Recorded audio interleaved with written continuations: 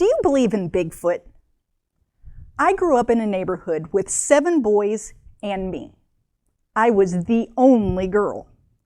All of the yards touched, and all the kids roamed freely between yard to yard, and the mothers, they watched out the window to make sure that we were behaving. One day, the oldest boy, Richie, said to me, "Teri, how do you know you're a girl?" And I said, "Well, because of my long blonde hair." And he said, I could have long hair, but my mom makes me cut it." Because I had a baby brother at home, I knew something these boys didn't know. So I said, "There's one other reason, but I'm only going to show you once." And at that, I dropped my pants.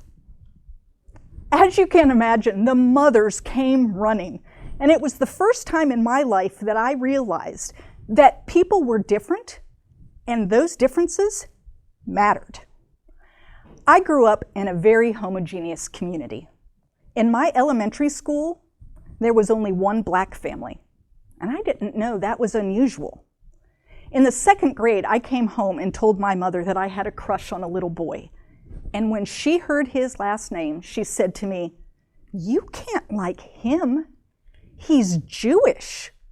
As it turns out, I also wasn't allowed to like Catholic boys, boys whose skin color was different than mine, or boys whose parents immigrated to the United States. My parents told me to love everyone, but they didn't mean it literally. When I moved to North Carolina from Ohio, my new high school was far more integrated than my last, and I met a lot of people who were of different ethnicities and had different beliefs than me. But I was able to get along with all of them, and it didn't seem to matter that we had these differences.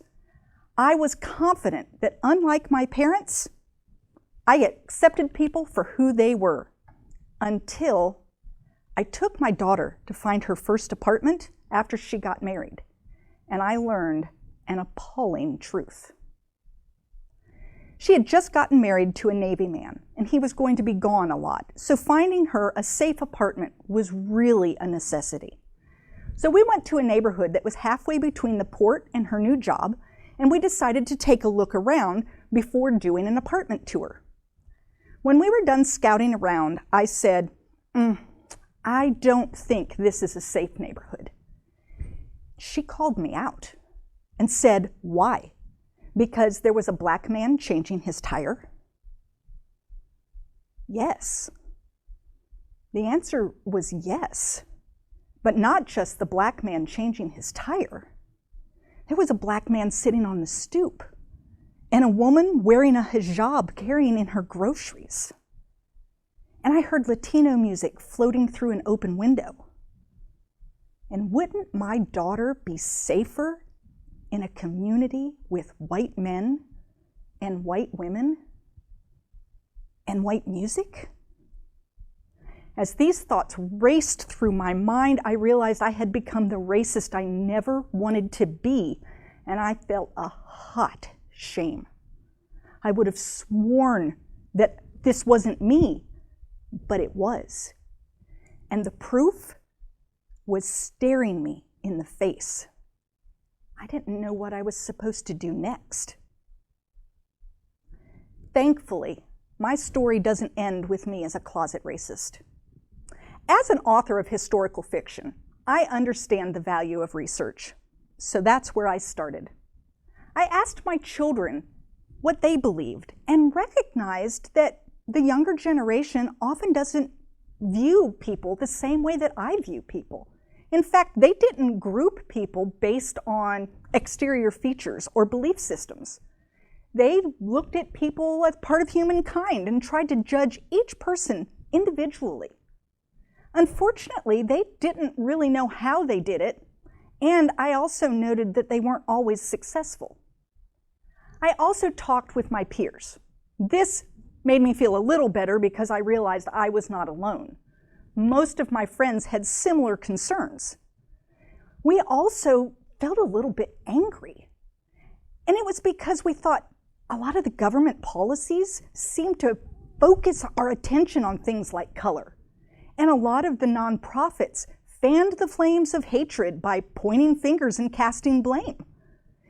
I don't know, making someone like me, a middle-class, middle-aged suburban housewife, responsible for something that happened years ago and was done by someone else. But they too didn't have any real solutions. I discovered a simple answer, but it took riding 3,102 miles across the United States on a tandem bicycle to do so. In the summer of 2020, my husband and I rode from the coast of Oregon to Washington, D.C.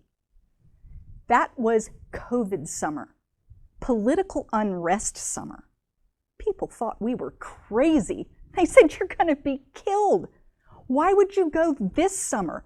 And then when they found that we were going to put our American flag and fly it on the trailer, they said, "Don't do that. Someone could try to hurt you." But we went, and we flew our flag. And do you know what we discovered? As we went through small towns and big cities, we met hundreds of individuals from different socioeconomic statuses, religious views, political affiliations, sexual orientations, and nationalities. We got to participate in a Native American drum circle.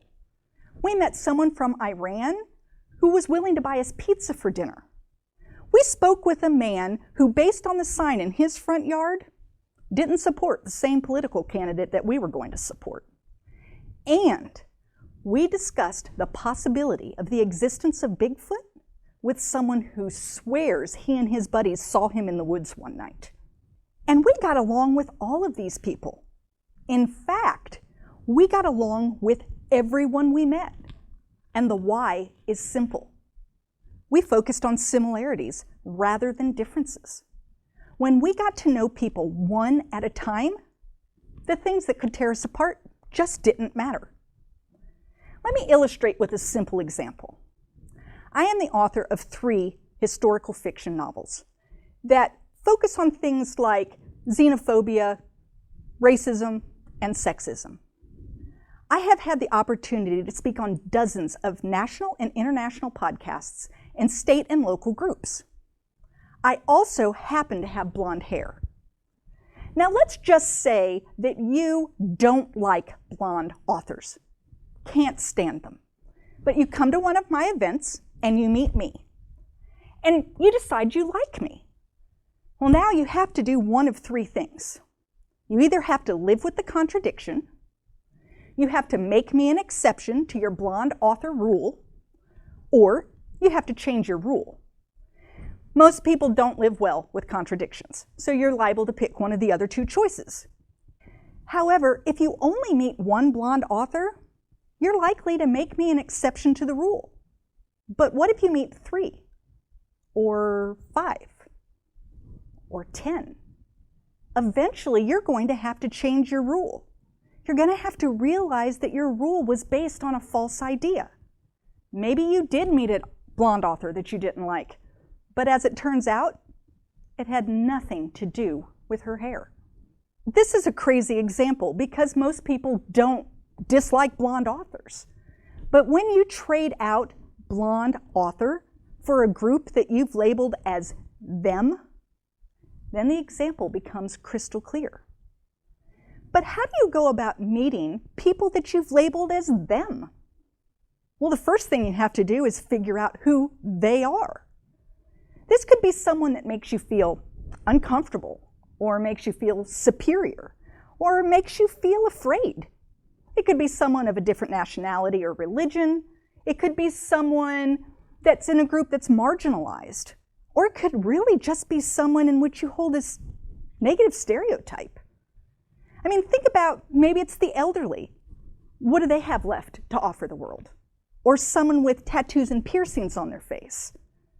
They're lawbreakers, or they're going to hurt me. Or someone with a prosthesis. I don't know what I'd say, I'd feel uncomfortable, or they're not as capable as I am. Once you have identified that group, now it's time to go out and find someone who fits that group, and then follow these 3 simple steps. Number 1, introduce yourself. Hi, my name's Teri. I live a few blocks over. What's your name?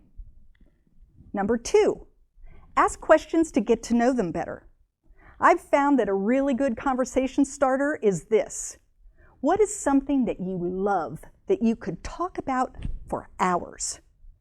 And then 3, listen attentively for similarities. I was even able to find connections with a man who believed in Bigfoot. Following these 3 simple steps will give you the confidence to view and interact with others in a positive, non-threatening way. You'll be able to increase communication, increase connections, and decrease prejudice. As Dr. Martin Luther King said, we must learn to live together as brothers or perish together as fools.